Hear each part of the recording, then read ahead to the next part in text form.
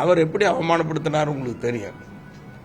ஒரு பொதுக்குழுவில் அவருடைய அக்கா மகன் முகுந்தனை இளைஞரணி தலைவராக அறிவிக்கிறார். அப்போ போட்டதெல்லாம் உங்களுக்கு தெரியும். எப்படிலாம் என்ன நடந்த சம்பவங்கள்லாம் உங்களுக்கு தெரியும். அது வீட்டுக்குள்ளே பேச வேண்டியது, பொது வெளியிலே பேசுறது.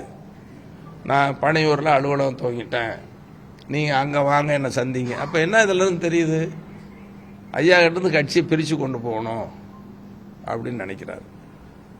அதோட எங்கள் மருத்துவரையா இந்த சம்பவம்லாம் நேற்றுக்கு இன்னைக்கு நடக்கலை, ரொம்ப நாளாக நடந்துகிட்டு இருக்கிறது.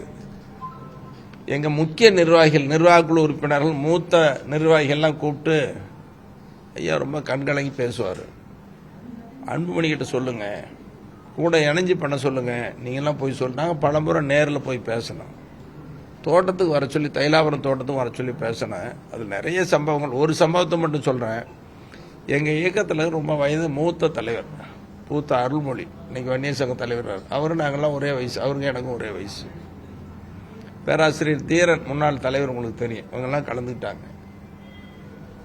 அப்போ ஒன்றும் சொல்லலை. பூத்த அருள்மொழி சொன்னார், ஏங்க நீங்கள் தமிழ்நாடு முழுக்க எல்லாரும் வாங்க, எல்லாரும் இல்லை தமிழ்நாடு முழுக்க வாங்க, நீங்கள் வரணும் எல்லாரும் எதிர்பார்க்குறாங்க, அப்போ தான் கட்சி வளரும் அப்படின்னு சொன்னார்.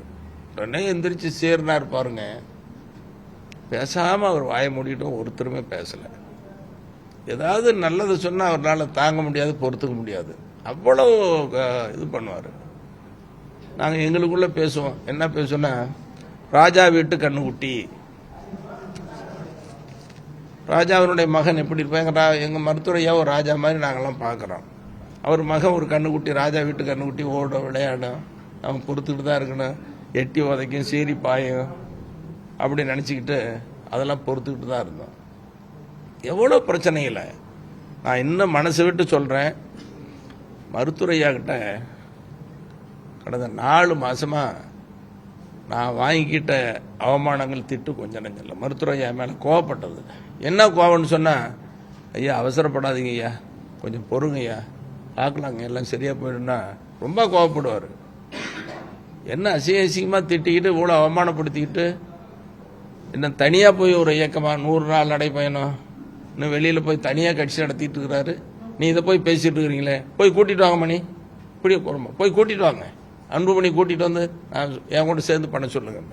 நான் அவர்கிட்டயே சொன்னேன், ஒரு நாள் மகாபலிபுரத்தில் மாநாடு, அந்த மாநாட்டு கூட அனுமதியே கிடைக்காது, நான் தான் சொல்லி அனுமதி வாங்கினேன். அதுக்கு முன்னாடி நடந்த புரட்சி தலைவி முதலமைச்சராக இருக்கலையே மாநாடு ரத்து பண்ணிட்டாங்க, அனுமதி இல்லைன்னு.